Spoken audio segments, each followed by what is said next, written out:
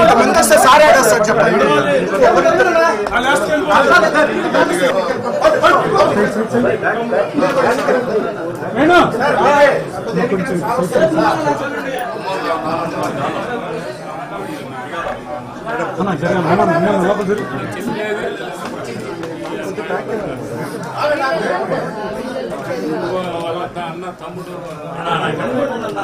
కొంచెం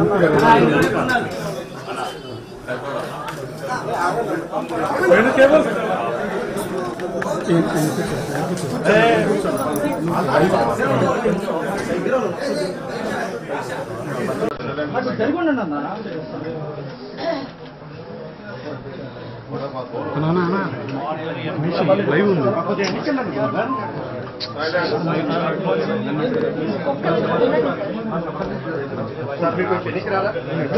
నేను బాగా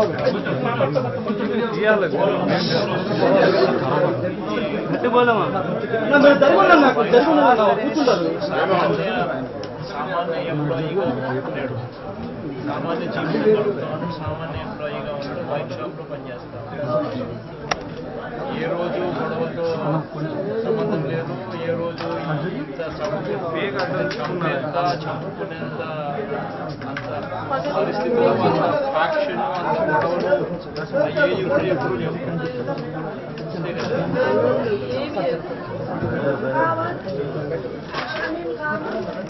ఆయన వెనకలేదు.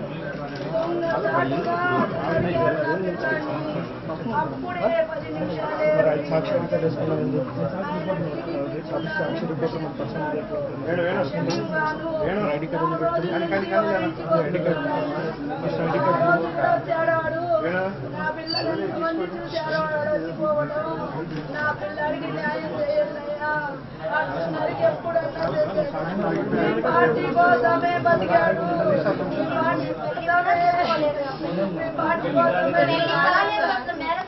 పార్టీ కోసమే ప్రేరణించాడు అబ్బాయి. అలాంటి అబ్బాయి కాదు. తగ్గులు చాలా అభిమానం.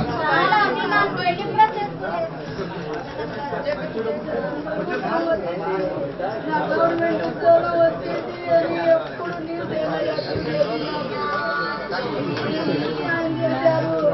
నా బిడ్డకి న్యాయం చేయండి.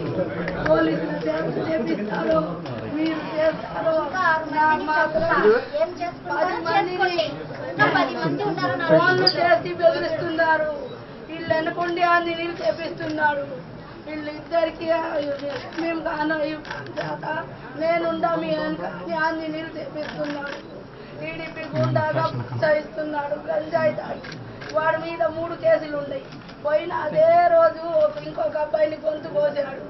ఈసారి నా కొడుకుని టార్గెట్ చేశాడు. కేవలం పార్టీ వల్లే. నాకేం కక్షలు లేవు. వాడి ముఖం చూసే ఎరగమయ్యా. ఆయన పని ఏందో ఆయన ఏందో తీరిపోతాడు వస్తాడు. అప్పుడు కూడా షాపుకనే పోయాడు. 29 ఉంటాయ్యా. హైదరాబాద్ లో ఉద్యోగం కూడా వదులుకొని వచ్చేసారు. కోసం అని వచ్చాడు.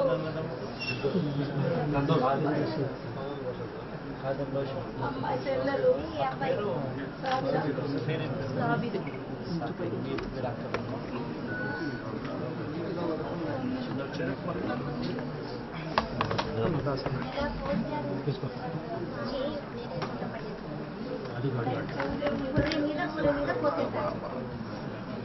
చికెన్ లాగా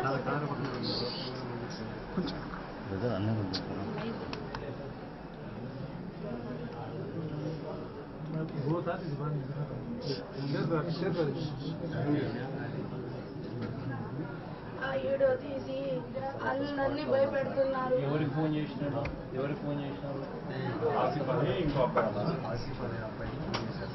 రికార్డ్ చేసినారా? రికార్డ్ చేసాము.